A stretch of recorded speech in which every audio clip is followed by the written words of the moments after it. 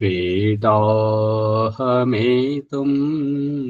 पुरुषं महान्तम् आदित्यवर्णं तमसः परस्तात् तमेव विदित्वा अतिमृत्युमेति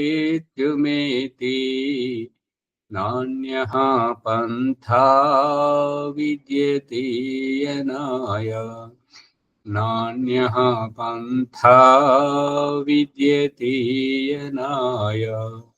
ఓం శాంతి శాంతి శాంతి. ఓం. ఈ యొక్క ఉపనిషత్తు జ్ఞాన గంగా అధ్యాత్మ సత్సంగానికి వచ్చేసినటువంటి వారందరికీ నమస్తే, స్వాగతం, సుస్వాగతం.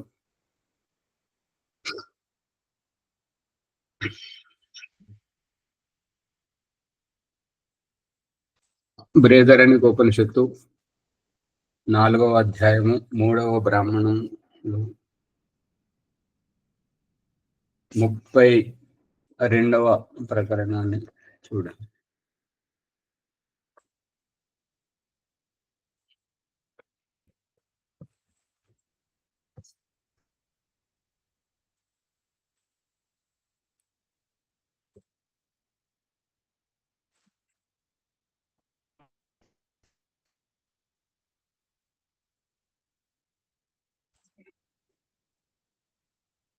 సలిల ఏకో ద్రష్ట అద్వైతో భవతి ఏష బ్రహ్మలోకః సమ్రాడితి హైనం అనుశశాస యాజ్ఞవల్క్య ఏషాస్య పరమ గతిరేషాస్య పరమ సంపదేశో అస్య పరమో లోక ఏషో అస్య పరమ ఆనందః ఏతస్యైవ ఆనందస్య అన్యాని భూతాని మాత్రాం ఉపజీవంతి.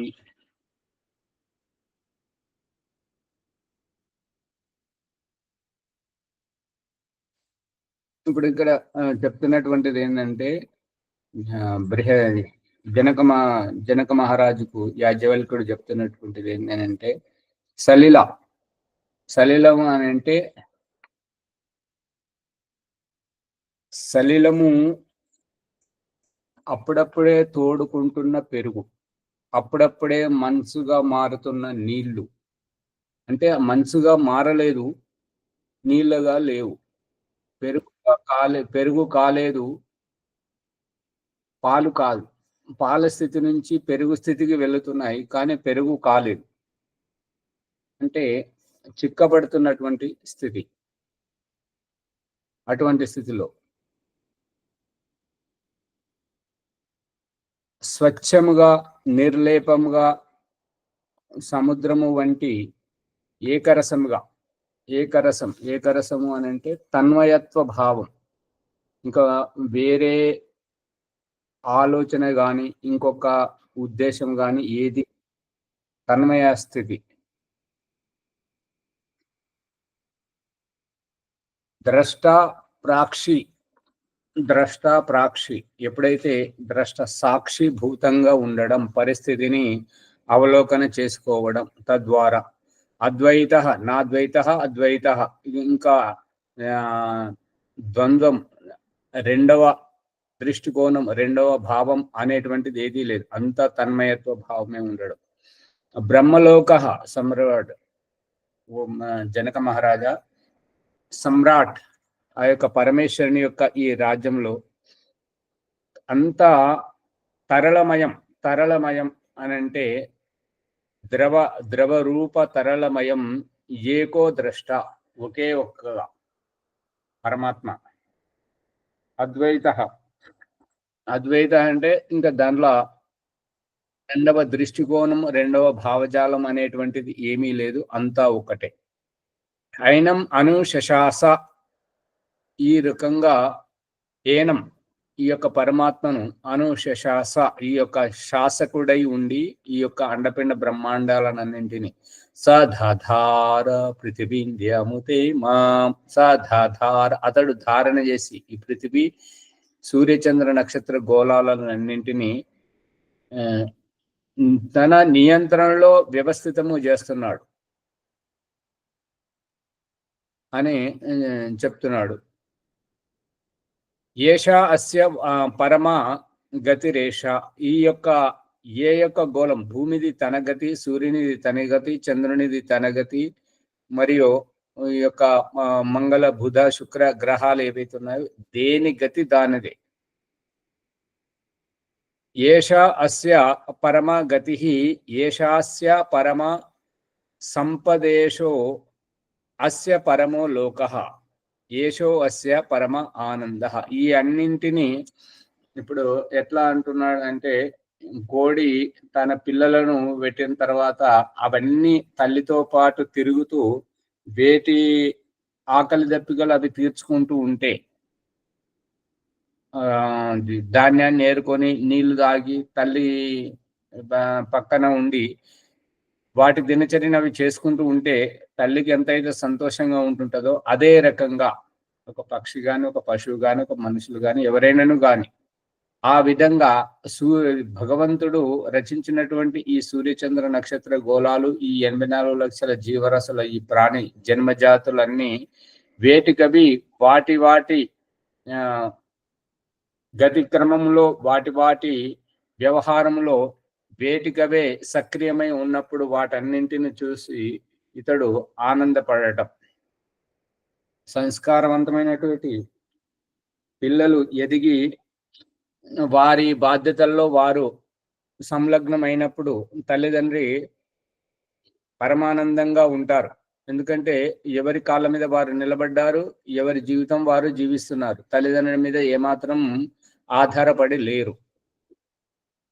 అటువంటి స్థితిలో తల్లిదండ్రి ఎంతైతే సంతోషపడుతుంటారో ఆ యొక్క స్థితి, పరమాత్మ యొక్క సృష్టి వ్యవస్థను చూసి పరమాత్మ ఎటువంటి చీకు చింత లేకుండా పరమ ఆనందమయంగా ఉన్నాడు. అంటే ఆనందమయమైన స్థితి అని అంటే ఏంటంటే ఎటువంటి అవరోధాలు లేవు, ఎటువంటి ఇబ్బందులు లేవు, ఎటువంటి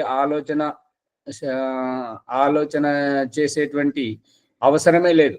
అన్ని సవ్యంగా సాగిపోతున్నప్పుడు అక్కడ ఆలోచించాల్సిన అవసరం లేదు, ఇంకా చింతించాల్సినటువంటి అవసరం లేదు. కాబట్టి అంత పరమానందం. ఏతస్యైవ ఆనందస్య అన్యాని భూతాని మాత్రం ఉపజీవంతి. ఇదే ఆనందం కోసం ఇతర జీవులన్నీ కూడా ఈ యొక్క ఆనందం కోసమే జీవిస్తున్నాయి. అంటే ఈ యొక్క ఇప్పుడు మనం మనుషులమే కానివ్వండి, పశువులే కానివ్వండి, ఈ యొక్క క్రిమి కీటకాలు ఏవైనా కానీ వాటి ఆకలి దప్పికలు, వాటి స్వార్థం, ఆ స్వార్థం నెరవేరగానే అవి ఆనందమయంగా ఉంటుంటాయి. పిల్లవాడికి పాలివ్వగానే అతని ఆనందంలో అతను ఉంటాడు.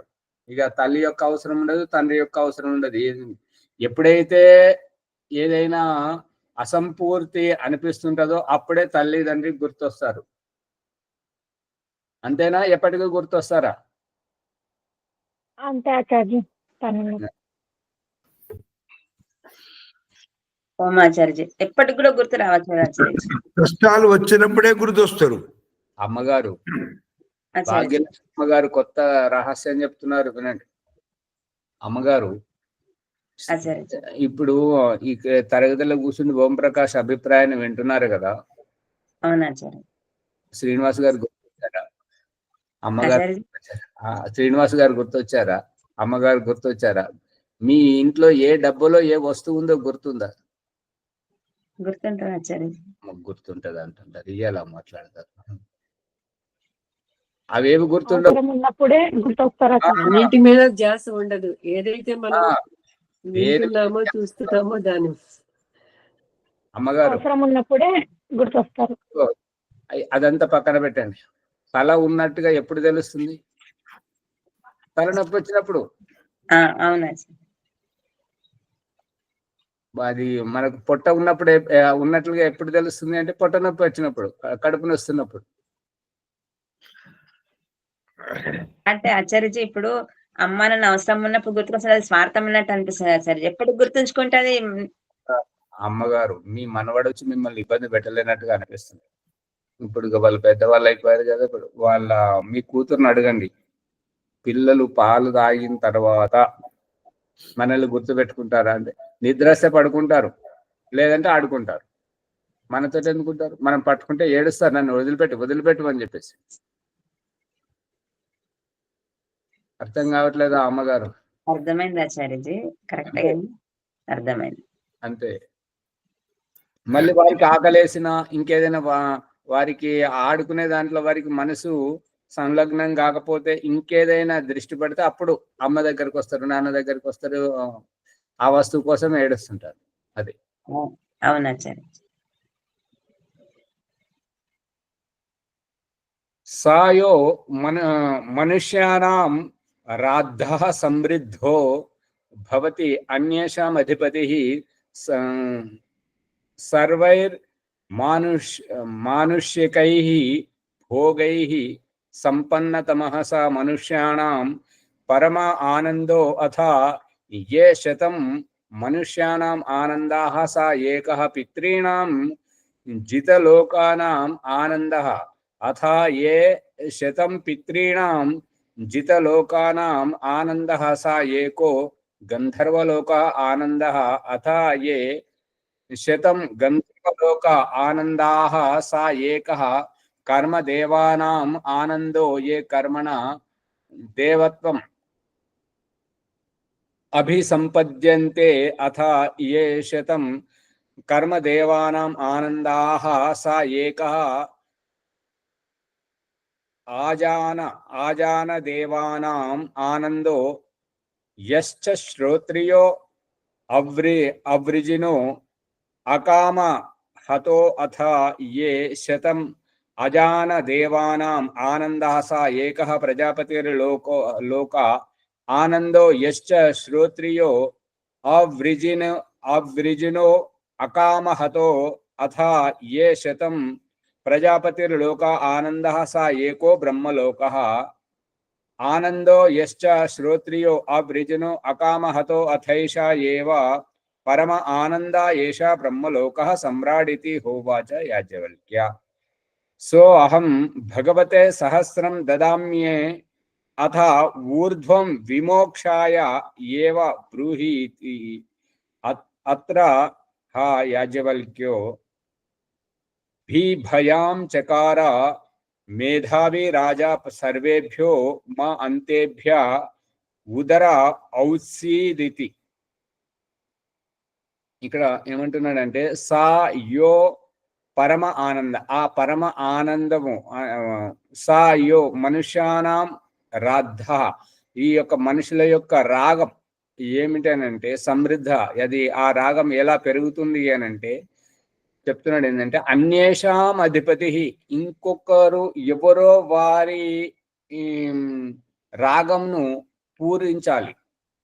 రాగం అని అంటే ఆసక్తి, కోరిక, ఆకాంక్ష, అనురాగం, దానిని ఎవరి పట్లనో ఉంటుంటది.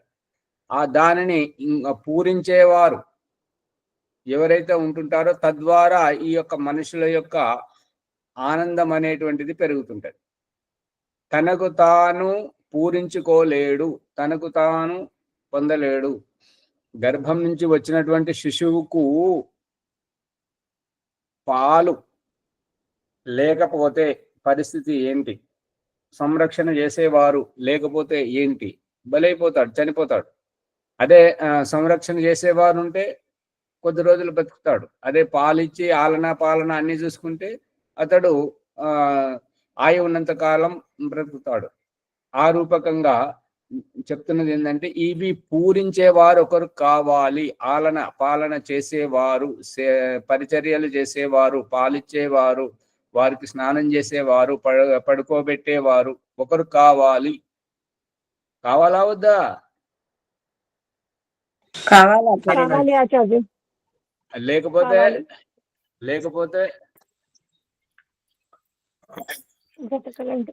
లేకపోతే జీవితం లేదు ఆచార్య. అంతే.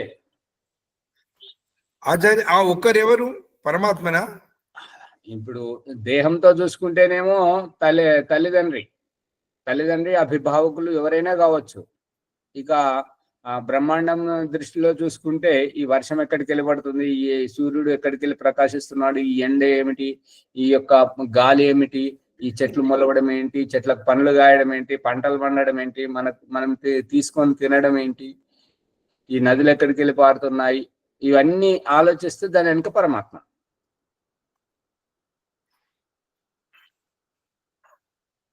సర్వై మనుష్యకై భోగై, ఈ సంపూర్ణ మనుష్య మాత్రుల యొక్క భోగాల గురించి, ఈ భోగాలనేటువంటివి సంపన్నతమ స మనుష్యానాం పరమ ఆనంద, ఈ అన్నిటి లోపల వస్త్ర సుఖము, భోజన సుఖము, ఆవాస సుఖము, తల్లిదండ్రుల ఆశ్రయ సుఖము, భర్త సుఖము, భార్య సుఖము, పిల్లల సుఖము, ఇవన్నీ సుఖముల కంటే అత్యంత ఉత్కృష్టమైనటువంటిది మనుషులకు ఏమిటి అని అంటే పరమ ఆనంద సుఖం. అథ ఏ శతం మనుష్యానాం ఆనందాః, ఈ యొక్క 100 మనుషులకు ఏ ఆనందమైతే లభిస్తుంటుందో అది పితృజిత లోకానాం ఆనంద. ఈ యొక్క పితృణాం అంటే పెద్దలు, తల్లి తండ్రి గురువులు ఎవరైతే ఉంటారో వారందరినీ సేవ చేసి మన్ననలను పొందితే ఏ ఆనందం అయితే లభిస్తుందో ఆ రకంగా పితృజిత లోకానాం ఆనంద. తల్లిదండ్రుల మన్ననలు, గురువు యొక్క ఆశీర్వాదం, అనుగ్రహం, మరి పెద్దలందరి చేత ఆశీర్వాదం పొందితే ఏ ఆనందం అయితే కలుగుతుందో అటువంటిది. అథ ఏ శతం పితృణాం, ఆ రకంగా 100 మంది ఈ యొక్క పెద్దలు ఎవరైతే ఉంటారో, తల్లి తండ్రి గురువులు, అటువంటి వాళ్ళందరి ద్వారా పొందేటువంటి ఆ లోకానికి పితృణాం జిత లోకానాం ఆనంద, వాళ్ళందరి మన్ననలు పొందినప్పుడు ఏ ఆనందం అయితే మనకు కలుగుతుందో సా ఏకో గంధర్వలోక, ఆ యొక్క దానిని గంధర్వలోకం యొక్క ఆనందం అని చెప్పేసి అనడం. అంటే ఈ గంధర్వలోకంలో ఏముంటది అంటే వ్యక్తి తన్మయత్వ భావంలో పరాధీనమైపోతుంటాడు, చుట్టూ ఉన్న పరిస్థితులను చూడడు. అందుకే ఈ ఎవరైతే గాంధర్వులు గానం పాడుకుంటూ, ఇప్పుడు అన్నమయ్య కానివ్వండి, రామదాసు కానివ్వండి, మీరాబాయి కానివ్వండి, ముల్ల కానివ్వండి, వేమన కానివ్వండి, సుమతి కానివ్వండి, వీళ్ళు ఎవరైతే ఈ గానం పాట పాడుకుంటారో ఆధ్యాత్మిక భావజాలాన్ని వారి వాణిలో మలుస్తూ ఉంటుంటారో అటువంటి అప్పుడు వారికి దేహమే తెలియదు, కళ్ళు మూసుకుంటారు, అది పాడుకుంటూ పోతుంటారు. ఒక కథ ఏంటంటే ఇంటింటికి ఒక విజ్ఞాన మందిరం ఉన్నది. ఆ విజ్ఞాన మందిరం ఏంటో తెలుసా?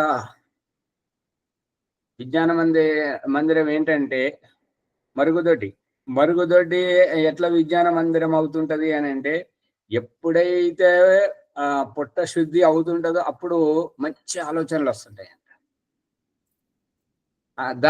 అందుకే విజ్ఞాన మందిరం అని పేరు పెట్టారు. అయితే ఒక వ్యక్తి కవిత్వాలు రాస్తుంటాడు అన్నట్టుగా. కవిత్వాలు రాస్తుంటే ఏంటంటే బహిర్భూమికి వెళ్ళినప్పుడు ఆ చెరువు కట్ట మీద కూర్చోండి మల విసర్జన చేసిన తర్వాత ఎందుకంటే అతని కవిత్వం వస్తుంటే ఆ కవిత్వం రాసుకుంటా ఆ చెరువు కట్ట ఈ కొన నుండి ఆ కొనకు వచ్చింది.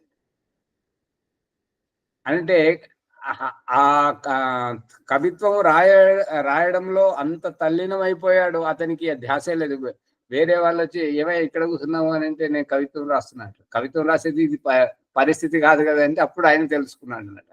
అంత తన్మయత్వ భావం వాళ్లకు వారి గానంలోనే ఆ యొక్క పరమానందంలోనే మునిగిపోతారు కానీ ఇంక వేరే లోకం ఉండదు. అందుకే ఈ వేమన గాని, అన్నమయ్య కీర్తనలు గాని, ఈ యొక్క సుమతి శతకం గాని మనల్ని అంత ప్రభావితం చేస్తున్నాయి. వాళ్ళు తన్మయత్వ భావంతో వాళ్ళ భావాన్ని అల్లారు. ఇప్పుడంతా మన అన్ని ఎంగిలి బతుకులు ఏంటంటే ఎవరో వాళ్ళని మనం పాడుకొని తృప్తి పడుతున్నాం. రాజమనమ్మ గారు అర్థమవుతుందా?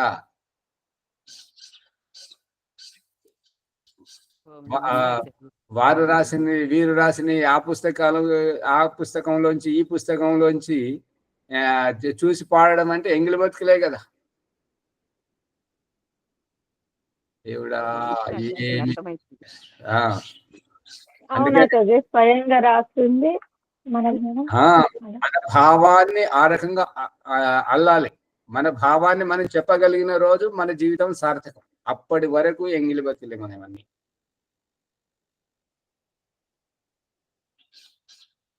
ఈ రకంగా ఆలోచిస్తున్నప్పుడు ఓం ప్రకాష్కి ఒక ఆలోచన వచ్చింది. ఏంటంటే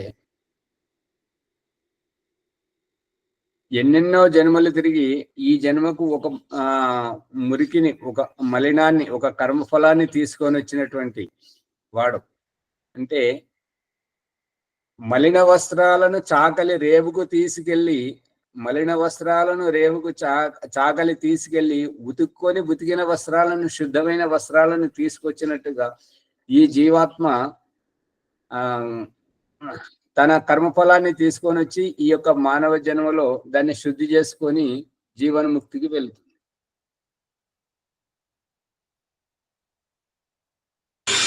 జీవాత్మ లక్ష్యం అదే కదా.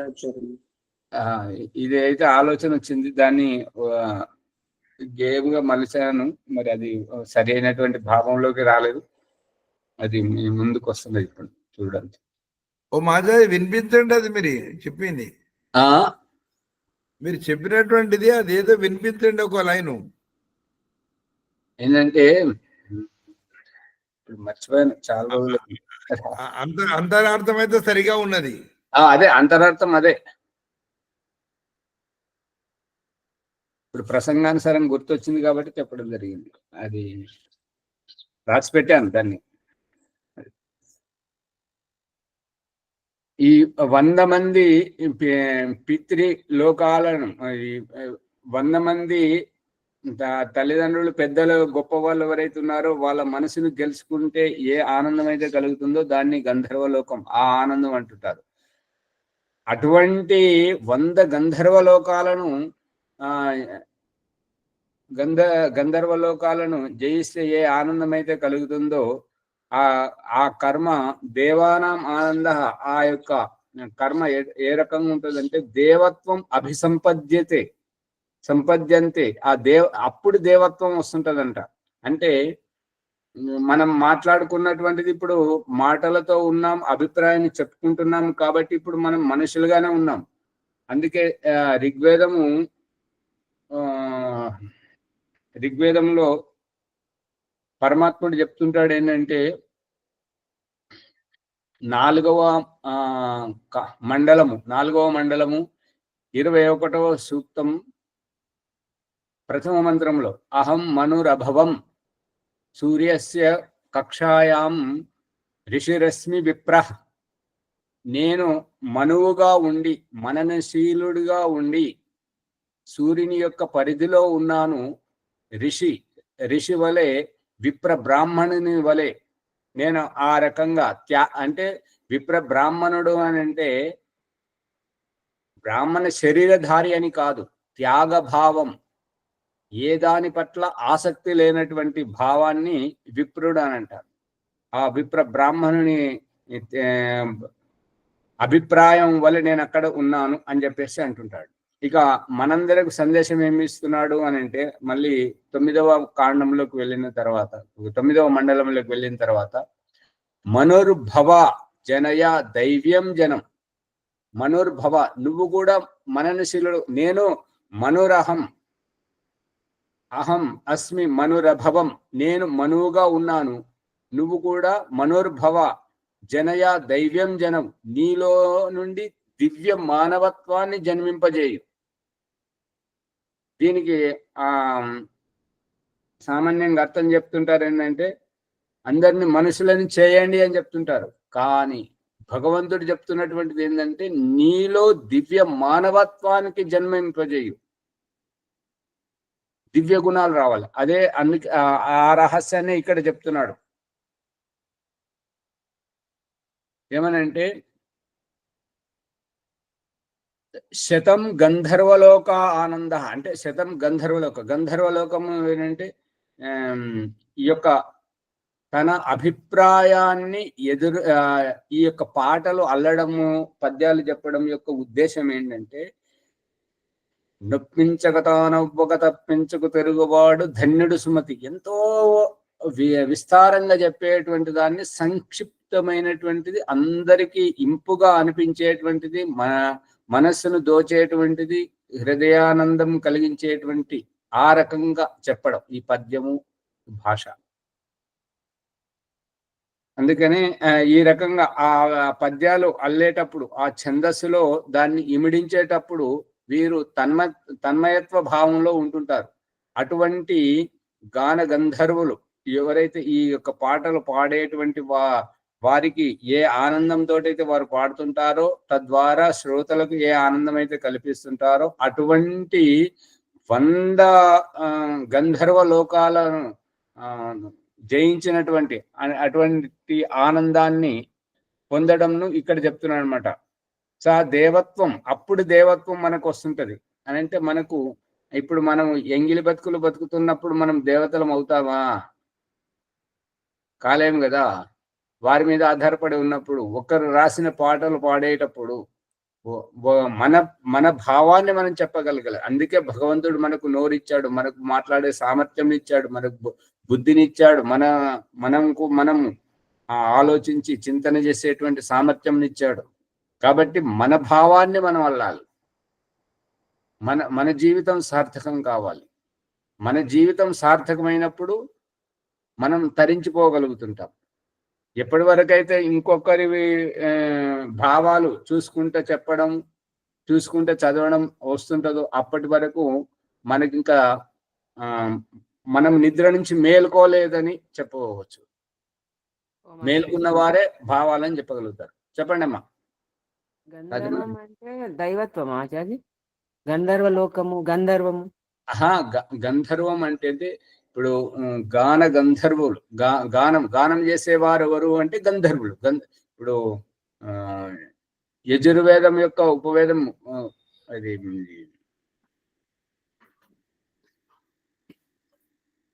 సామవేదం యొక్క ఉపవేదము గంధర్వ వేదం. గంధర్వ వేదం అంటే పాటలు పాడడం, కవిత్వాన్ని అల్లడం, మన భావాన్ని పద్యాల రూపంలో చెప్పడం, కవిత్వం రూపంలో చెప్పడం, ఈ రకంగా స్పష్టంగా చెప్పగలగడం.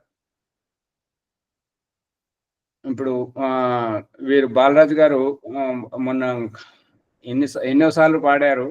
మొన్న వేదిక మీద పాడిన తర్వాత అప్పుడు అర్థమైంది ఏంటంటే, దేవుడు రమ్మంటే ఎవడైనా దేహం ఇడిసిపోతాడా, మోక్షమిస్తానంటే ఎవడైనా మొత్తం ఇడిసిపోతాడా. అక్కడ ఇడవడానికి ఏమున్నది? నువ్వు ఇడిసేవాడేవాడివి, పట్టుకునేవాడేవాడివి.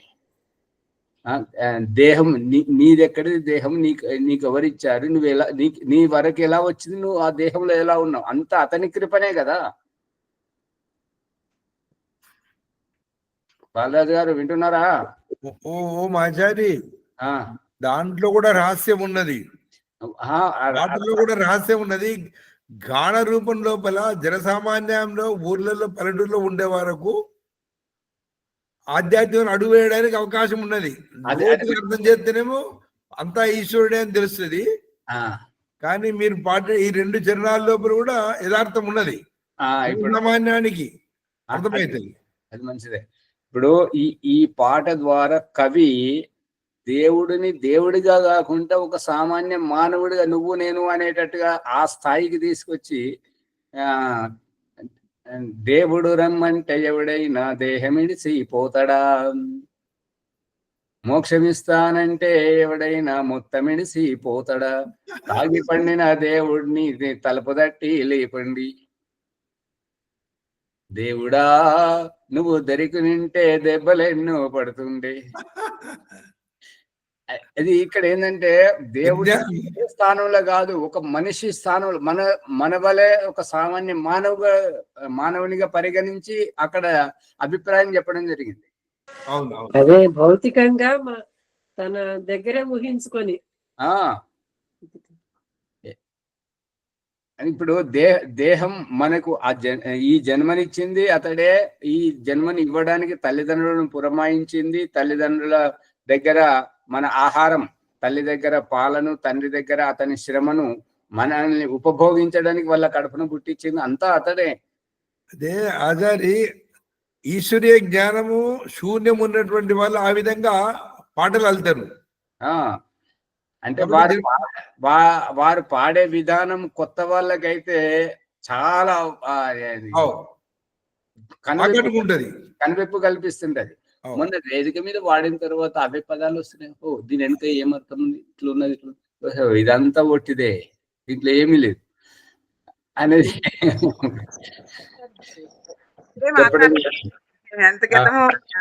అర్థం కాలేదు. బాలగారు పాడండి ఒకసారి అంట. వారి గొంతులో వింటే ఇంకా బాగుంటది ఆచారి. పాడతానా సరే. దేవుడు రమ్మంటే ఎవడైనా దేహమిడిసి పోతాడా, మోక్షమిస్తానంటే ఎవడైనా మొత్తం మిడిసి పోతాడా, నరకమ్మె సుఖమానుకోని నల్లి చచ్చుటేరా ఈ మానవ జన్మ. ఇంకొకటి, తాగి పండిన దేవుడాని తలుపు తట్టి లేపండి, ఉత్తిష్ట గోవింద ఉత్తిష్ట ఉత్తమంత్రము చదవండి, ముక్కు మోసుకొని మురికి నీళ్ళల్లా మునిగితేనే ముక్తిలండి, దేవుడా నువ్వు దొరికినుంటే దెబ్బలెన్నో దిందువండి. చాలా బాగా అక్కడ జీవాత్మ సామర్థ్యం చెప్తున్నాడు, పరమాత్ముడు ఏం లేదని చెప్తున్నాడు. అదే అతనికి అర్థమైంది దేవుడు అంటే ఏంది, జీవుడు అంటే ఏంది. అందుకని దేవత్వం అనేటువంటిది మన భావంలో మనం ఒదిగి ఎదుటి వారిని ప్రభావితం చేసే విధంగా, ఎదుటి వారికి ప్రేరణించే విధంగా, కనువిప్పు కలిగే విధంగా మలిసినప్పుడు మనలో దేవత్వం వస్తుంటది. అభిసంపత్తి.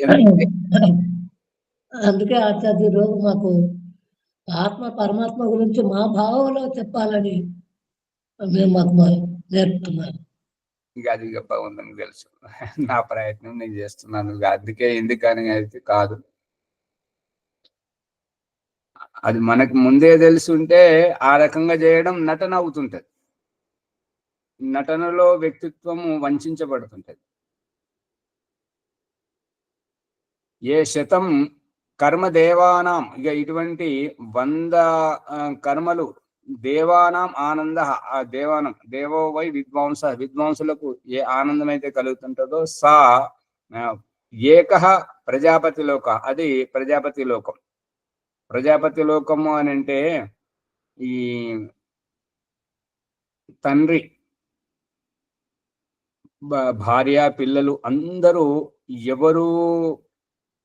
ఎవరి స్థానంలో వారికి వారే ఇంకొకరికి మేలు చేయాలి, అందరూ బాగుండాలనే దృష్టికోణంతో కలిసి ఉన్నప్పుడు ఆ తండ్రి ఆనందమే ఆనందం, అతడే ప్రజాపతి లోకం. ఇక ఒక సంస్థలో ఒక గురువు గాని, ఒక ఆచార్యుడు గాని ఎవరైతే ఉంటారో ఆ సంస్థలో ఉండేటువంటి వాళ్ళందరూ ఎవరికి వారు, ఎవరి స్థితిలో వారు ప్రతిదీ మన సంస్థ పైకి రావాలి, మనం గొప్పగా ఎదగాలి అనేటువంటిది ప్రతి ఒక్కరికి ఉపకరిస్తూ ఉండడం, పరమానందంతో ఉండడం, పరోపకారం చేస్తుండడం, అందరూ సహకరిస్తే ఆ సంస్థాపకునికి కలిగేటువంటి ఆనందం. ఇప్పుడు రాజ్యంలో రామరాజ్యం అంటూ ఉంటారు, కానీ ఆ రామరాజ్యము అన్నదానికి అభిప్రాయం ఏంటంటే ప్రజలందరూ ఈ ట్యాక్సులు విధించడం ఏదైతే చేస్తున్నారో ప్రజల నుండి తీసి మళ్ళీ పథకాల పేరుతో ప్రజలకే ఇవ్వడం. దానికి మను మహారాజు చెప్తుంటాడు, మరియు చాణక్యుడు కూడా ఒక సందర్భంలో చెప్పాడు. వేరే వాళ్ళు కూడా ఏమని చెప్పారంటే ప్రజలకు తెలియకుండా వారి నుండి తీయాలి. ఆ గోవు ఎటువంటిది అని అంటే దానిని రక్తం పిండకూడదు, దానికి అది పొదుగు ఏమంటారు, సేపుకు రావడం అంటారా, పాలధారలు కారడం, అటువంటి స్థితిలో తీస్తే దానికి మేలు జరుగుతుంది. అట్లా ప్రజల నుండి సుంకం వసూలు చేయాలి, పన్ను వసూలు చేయాలి. అంతేగాని బలవంతంగా ఎక్కువ చేసి వాళ్ళని ఇబ్బంది పెట్టేటువంటి విధంగా కాకూడదు. ఎప్పుడైతే ప్రజలు కూడా సంతోషంగా ఇవ్వగలుగుతుంటారో, ఇప్పుడు ఎవరైతే ఇవ్వలేని స్థితిలో ఉన్నటువంటి వారి నుండి వసూలు చేయకూడదు. ఇది ఇక్కడ చెప్పింది అనమాట.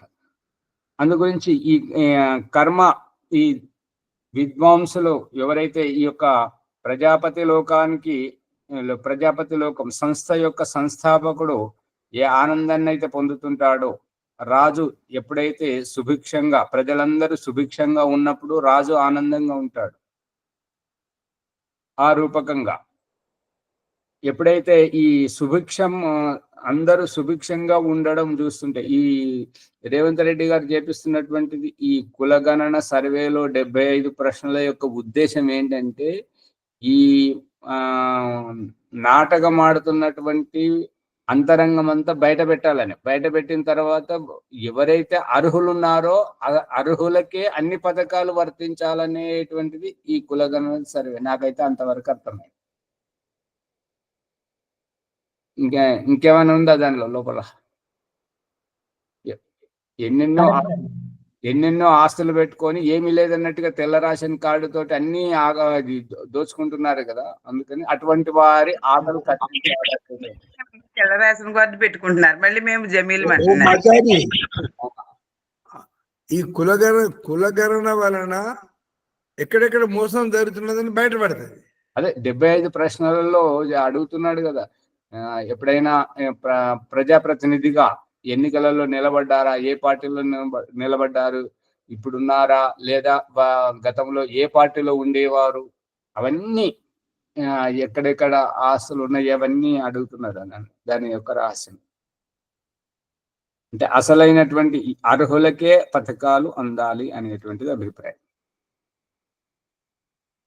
ప్రజాపతి లోక, ఆ రకంగా ప్రజాపతి లోకం ఏంటంటే నాయకత్వ లక్షణాలతో కూడుకున్నటువంటి దాంట్లో అందరినీ సమదృష్టితో చూసినప్పుడు, అందరూ ఆనందంగా ఉన్నప్పుడు, అందరూ ఆ యొక్క యజమాని యొక్క అనుగ్రహం, అతని యొక్క ఉపకారం పొందాలని అనుకోవడం, ఉపకారాల మీద ఆధారపడినటువంటి వారెప్పుడు పైకి రారు. ఎందుకు అంటే ఎవరో దయదల్చాలి, ఎవరో ఏదో చేయాలనేది కాదు. ఎవరికి వారు ఈ పథకాలు అనేటువంటివి ప్రజల వ్యక్తిత్వాన్ని వంచేటువంటిది. మనం చేయాల్సింది ఏంటంటే వారి కాళ్ళ మీద వారు నిలబడేటట్టుగా జీవనోపాధికి మార్గాలు చూపించాలి. మార్గాలు చూపిస్తే వాళ్ళ కాళ్ళ మీద వాళ్ళు నిలబడ్డారు అనుకోండి, మనం ఏ పథకాలు ఇవ్వాల్సిన పని లేదు. మనం పథకాలు ఇస్తున్నాము అంటే వాళ్ళని పని దొంగలను చేస్తున్నాము అని.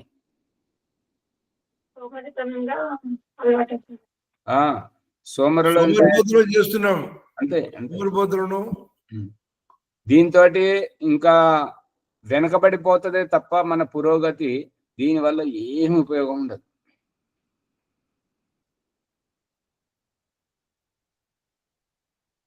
ఒక వ్యక్తికి 6 కిలోలు బియ్యం ఇస్తున్నాడు అంటే ఇంట్లో 6 అంటే 36 కిలోలు వచ్చినాయి. వాళ్ళు ఎందుకు పనిచేస్తారు ఇక? అంతే కదా. ఆ విధంగా సోములు చేసేస్తున్నాడు.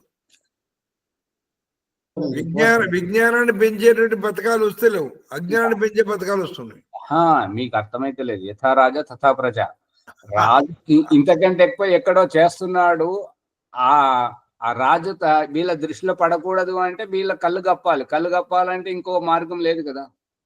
వీళ్ళకి ఇవ్వాలి పథకాలు. ఈ పథకాలు ప్రవేశపెట్టిన వారి దాని ఉద్దేశం వెనుక ఇదే ఉంది. వాళ్ళు ఎక్కడో ఇంకెంతో చేస్తున్నారు. అది బయటపడకూడదంటే వీళ్ళకు కూడా చేతులు తడపాలి అంతే. ప్రచోదయా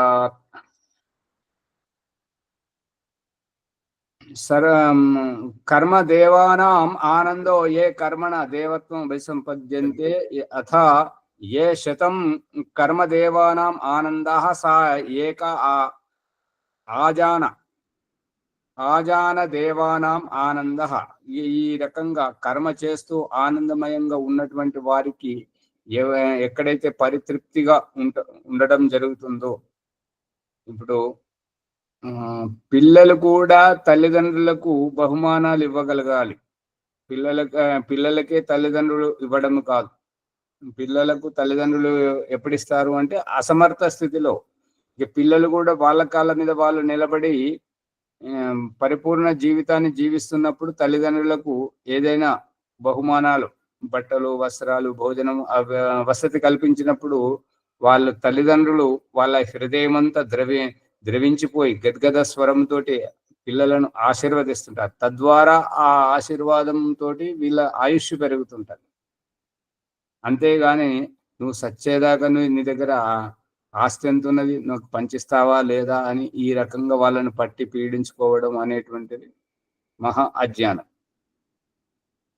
ఇది ऋणग्रस्त జీవితం. యశ్చ శ్రోత్రియో అవృజినో అకామహత. ఈ అకామ అంటే కామనారహితమైనటువంటి, కామన కోరికలన్నీ హతం అని అంటే ఈ అకామ అంటే కామనారహితమైనటువంటి నిష్కామ భావం. హత అంటే కోరికలతో కూడుకున్నటువంటి జీవితం. కోరికలతో కూడుకున్నటువంటి జీవితం ఎప్పుడు పైకి రాదు. ఆశ అనేటువంటిది మనల్ని పాతాళానికి తొక్కేయడానికి దారి తీస్తుంది. ఎందుకు అని అంటే ఆశ అంటే అది మన వల్ల అవట్లేదు, ఎవరో మనకు చేసి పెట్టాలి, ఎవరి ద్వారానో మనం ఆ సుఖం పొందాలి. ఆశ వెనుక రహస్యం. అంతేనా, ఇంకేమన్నా ఉందా? అంతే ఆచార్య, స్వయం కృషి. ఆచార్య ఎన్నో మంత్రం ఇది? 33? 33. ఓకే, చాలా పెద్దగా ఇచ్చాడు కదా. అవును. ఇక్కడ ఆశ అనేటువంటిది తన వల్ల అవ్వట్లేదు, ఎవరో పూరించాలి, ఎవరో తనను తృప్తిపరచాలి, ఎవరి ద్వారానో తనకు స్వార్థం నెరవేరబోతుంది. అందుకని ఈ యొక్క ఆశ ఇంకొకరి మీద, పరాన్న జీవి ఆశ. ఇప్పుడు కొంతమంది తెలివైన వాళ్ళు ఏం చేస్తుంటారని అంటే, పొట్ట చేత పట్టుకొని బతకడానికి పోయేవారు కొంతమంది అయితే, ఎంతో కొంతమందికి జీవనోపాధి కల్పించేవారు మరికొంతమంది. ఇందులో ఎవరు గొప్పవారు? జీవనోపాధి కల్పించేవారు. ఆ రకంగా అంటే మనం నిలబడాలి, ఇంకొకరిని నిలబెట్టాలి. ఇది మంచిది. ఏ శతం అజాన దేవానాం ఆనందః సా ఏకః ప్రజాపతిర్లోకః. అథ ఏ శతం ప్రజాపతిర్లోక ఆనంద ఏకో బ్రహ్మలోక. ఇటువంటి 100 ప్రజాపతి లోకాలు, లోకాలతోటి ఏ ఆనందం అయితే కలుగుతుందో దానిని బ్రహ్మలోక ఆనందం అనడం జరుగుతుంది. ఒకింటి తండ్రి తన భార్య వ్యవహారం, పిల్లల వ్యవహారంతో ఎంత సంతోషపడతాడో, వాళ్ళు ఎవరికి వారు మంచిగా ఉంటే. ఒక సంస్థలో ఒక ఆచార్యుడు, ఒక స్వామి ఎవరైతే ఉంటారో వారు ఆ సంస్థలో ఉండేటువంటి వాళ్ళందరూ సంస్థకు తోడ్పడాలి, మనం గొప్పగా ఎదగాలనేటువంటి పరోపకార భావంతో సహకరిస్తూ ఉంటుంటారో, తద్వారా ఆ సంస్థాపకునికి కలిగేటువంటి ఆనందం, అటువంటి 100 మంది సంస్థాపకులకు కలిగేటువంటి ఆనందము ఏదైతే ఉంటుంటుందో తద్వారా దానిని బ్రహ్మలోకానందం. యశ్చ శ్రోత్రియో అవృజినో అకామహతో అథైష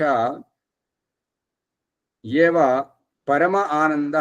ఈ యొక్క పరమానందం అనేటువంటిది బ్రహ్మలోకం కంటే మించినటువంటిది. బ్రహ్మ అంటే జ్ఞానం అంటే దాని మీద ఇంకొక దాని మీద ఆధారపడడం. ఇక పరమ అంటే ఇక అంతకు మించినటువంటిది ఇంకోటి ఏదీ లేదు. ఏవ పరమ ఆనంద ఏష బ్రహ్మలోక సమ్రాడితి ఓవాచ యాజ్ఞవల్క్య. ఈ యాజ్ఞవల్కుడు ఈ రకంగా అన్ని ఒలిచి పరమానందం అంటే ఏంటో అనేటువంటిది చెప్తున్నాడు. సో అహం భగవతే సహస్రం దదామి అథ ఊర్ధ్వం విమోక్షాయ ఏవ బ్రూహీతి. అప్పుడు ఈ యాజ్ఞవల్కుడు చెప్పిన దానితోటి ప్రభావితమైనటువంటి జనకుడు ఏమంటున్నాడంటే, ఓ యాజ్ఞవల్క్య, నువ్వు చెప్పేటువంటి ఈ పరమానందం అనేటువంటిది చాలా అద్భుతంగా ఉన్నది. దీనికి కృతజ్ఞతా భావంగా సహస్రం దదామి, నేను నీకు 1000 ఇస్తాను. నాకు ఈ యొక్క దేహాతీతమైనటువంటి ఊర్ధ్వం అంటే ఈ దేహధారణ స్థితి నుంచి పైకి, విమోక్షాయ ఏవ బ్రూహి, నాకు మోక్షానందం, ఆ పరమానందం కలిగేటువంటి ఆ రహస్యాన్ని మాత్రమే నాకు ఉపదేశించు. అత్రహ యాజ్ఞవల్క్య, అప్పుడు యాజ్ఞవల్క్యుడు అన్నాడు, బిభయాం చకార మేధావి రాజా సర్వేభ్యో మా అంతేభ్య ఉదర ఔత్సీదితి. ఇక యాజ్ఞవల్క్యుడు ఏమన్నాడంటే, బిభయాంచకార, భయపడినట్టుగా, ఓహో అప్పుడే తొందరపడుతున్నావా, మేధావి రాజా, ఓ బుద్ధిమంతుడమైనటువంటి ఓ జనక మహారాజా, సర్వేభ్యో మా అంతేభ్యో ఉదర ఔత్సీదితి, నీవు గ్రహించింది కేవలం ఉదర పూర్తి మాత్రమేనా? అంటే ఇప్పుడు 1000 ఇచ్చేటువంటిది తనకైతేనేమో పరమ ఆనందం బోధించాలంట. ఎవరికి? జనకుడికి. మరి జనకుడు ఏమిస్తున్నాడు యాజ్ఞవల్క్యుడికి అని అంటే, ఈ యొక్క పరమ ఆనందం, ఉదర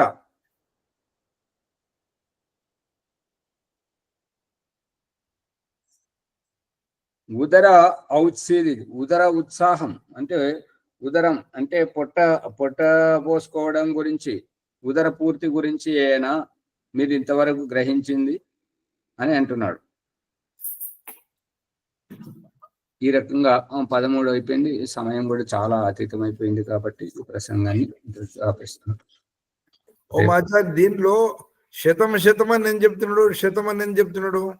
ఒక అభిప్రాయాన్ని చెప్పేసి అటువంటి అభిప్రాయం ద్వారా ఏ ఆనందం అయితే కలుగుతుందో అటువంటి 100 ఆనందములు పొందితే ఈ స్థితి వస్తుంది, ఇటువంటి 100 ఆనందములు పొందితే ఈ స్థితి వస్తున్నది అని చెప్పేసి చివరికి ఈ యొక్క పరమానందం దగ్గరికి తీసుకొచ్చాడు. ఆ పరమానందం నాకు కల్పింపజేయి ఈ దేహధారణ స్థితి, ఈ యొక్క జన్మల కంటే ఊర్ధ్వ స్థితి, పై స్థితికి నాకు ముక్తి పొందడానికి, ఆ పరమ ఆనంద స్థితిని పొందడానికి నాకు ఉపదేశించి యాజ్ఞవల్క్య నీకు 1000 ఇస్తానని చెప్పేసి అంటున్నాడు. అప్పుడు యాజ్ఞవల్క్యుడు ఏమంటున్నాడంటే, నువ్వు అంత గ్రహించింది కేవలం ఉదర ఆపూర్తి కోసమేనా, ఇంతవరకేనా అని. వారేమో పరమానందాన్ని కోరుతున్నారు, కానీ వారు జనక మహారాజు యాజ్ఞవల్క్యుడికి ఇచ్చింది ఉదర పూర్తి కొరకు ఆవులను ఇస్తున్నాడు అనే భావన, అంతే కదా? అదే అంతే ఉదర. ఓకే, ధన్యవాదములు ఆచార్య ఓంప్రకాశ్ గారికి. బృహదారణ్యక ఉపనిషత్తు 4వ అధ్యాయము 3వ బ్రాహ్మణము 33వ శ్లోకంలో మనము ఈశ్వరీయ జ్ఞానాన్ని మనం తెలుసుకుంటున్నాము. అన్ని సంబంధాలను, ఒక్కొక్క సంబంధాన్ని, ఒక్కొక్క వ్యక్తిత్వాన్ని ఏ విధంగా వలిసి చివరికి మనం కనబడే సమస్త జీవాత్మలు కూడా ఈశ్వరుని బిడ్డలే. తండ్రి తన బిడ్డల ఆనందాన్ని కోరుతాడు. తర్వాత ఏ స్థితిలోనైనా నా పిల్లలు నా దగ్గర రావాలనే తపన పొందుతారు. ఆ జ్ఞానాన్ని పెంచుకుంటేనే వారు భవిష్యత్తు ముందుంటుందనే భావనతో వ్యక్తం చేస్తున్నారు. ఆ విధంగా యాజ్ఞవల్క్య మహారాజు జనక మహారాజుకు ఈశ్వరీయ జ్ఞానాన్ని పరమానందభరితమైనటువంటి అనేక ఉదాహరణలు చెప్తూ వారు ప్రసాదిస్తున్నారు. జనక మహారాజు ఏమో ఇంత గొప్ప సహాయం చేసినందుకు మీకు 1000 ఆవులు, బంగారు కొమ్ములకు సువర్ణం పెట్టినట్టు వాటిని దానం చేస్తున్నాడు. వాటిని తృణపాయంగా లెక్క చేయకుండా ఉదరపోతులు కూడా నాకు ఎందుకు అనే భావన వ్యక్తం చేస్తున్నారు. ఆ యాజ్ఞవల్క్య మహర్షి ఈ విధంగా నడుస్తున్నది. ఆచార్య ఓంప్రకాశ్ గారికి ధన్యవాదాలు. అనంతరం వైదిక సంధ్యోపాసన భాగ్యలక్ష్మి గారు ఈరోజు కూడా మనం ఉద్ధరించడానికి ఆత్మ పరమాత్మ గురించి చెప్తున్నారు. ఈ యొక్క ఎపిసోడ్ ను లైక్ చేయండి, షేర్ చేయండి మణి గారు. ఈ ఎపిసోడ్ లైక్ చేయండి, షేర్ చేయండి, సబ్స్క్రైబ్ చేయండి, పక్కన ఉన్న గంట సింబల్ గట్టిగా నొక్కండి. ఇదని 1-2 సార్లు వినాలి. పరస్పరము దూరభాష ద్వారా మాట్లాడుకుంటే ఇది జ్ఞానం పెరుగుతుందండి. ఫోన్ చేయగానే తిన్నవా పన్నవా ఆ మాటలు కాకుండా ఈశ్వరీయ జ్ఞానాన్ని అభివృద్ధి చెందేటువంటి ఆ విషయాలు 1-2 మాట్లాడుకుంటే ఇంకా మనకు బాగుంటుందని నా అభిప్రాయం. ఎవరితోటి మాట్లాడి ఇవి సమయాన్ని ఈశ్వరీయ జ్ఞానం కొరకు పొడిగించండి. భాగ్యలక్ష్మి గారు వైద్య శుద్ధం చేయాలని ప్రార్థన. మా గ్రూప్ లో వస్తలేదు, సంఖ్య కలపండి జర ఒకసారి. ఏమైందమ్మా పుష్పమ్మ గారు? వేరే కలిపానన్నారు కదా. పుష్పమ్మ గారు మన భీమరావు గారిని గ్రూప్ లో యాడ్ చేయండి అమ్మా. నేను చేశాను, వారు కూడా చేశారు. మళ్ళీ ఆధ్యాత్మికం నాకు కూడా రావట్లేదు ఆచార్య, ఎందుకో మరి. అంతకు ముందు ఉండేది ఇప్పుడు వస్తుంది. సరే సరే చూద్దాం. అది ఇప్పుడు చేయించండి అమ్మగారు, వాళ్ళు మళ్ళీ చూద్దాం. ఓం నమస్తే ఆచార్యజీ. సభ్యభ్యో నమో నమః ఆచార్యజీ. అందరికీ నమస్తే. అథవైదిక బ్రహ్మ సందేహము.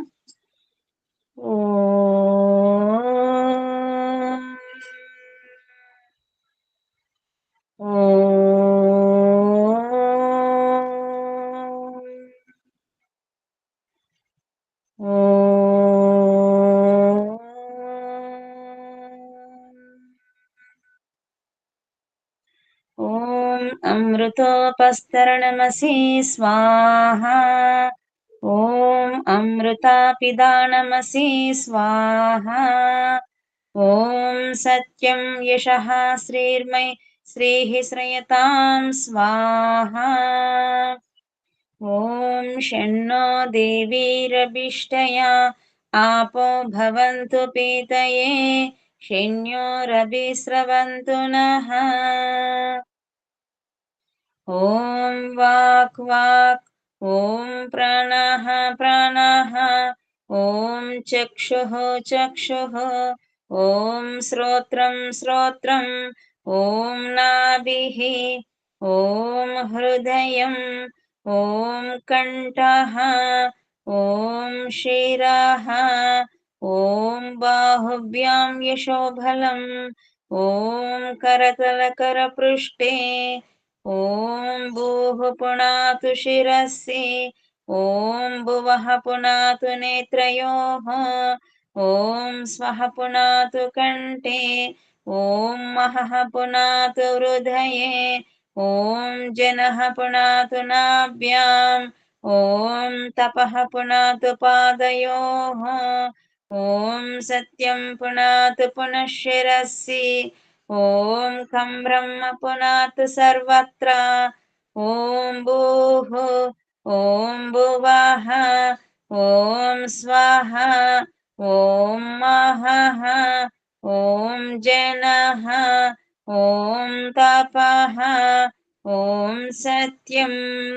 ఓం మృతం చ సత్యం చ విదాతపసోద్యజాయత. తతో రాత్ర్యాజాయత తతః సముద్రో అర్ణవః. సముద్రాదర్ణవాదది సంవత్సరో అజాయత. అహోరాత్రాణి విదదదిశ్వస్య మిషతో వశి. ఓం సూర్యచంద్రమసౌ దాత యథా పూర్వమకల్పయత్. దివం చ పృథివీం చ అంతరిక్షమతో స్వః. ఓం షణ్ణో దేవీరభిష్టయా ఆపో భవంతు పీతయే షణ్యోరభిస్రవంతు నః. ఓం ప్రాచేదిగగ్నిరధిపతిరసితో రక్షితాదిత్య ఇషవః. తేభ్యో నమోధిపతిభ్యో నమో రక్షితృభ్యో నమః ఇషుభ్యో నమః ఏభ్యో అస్తు.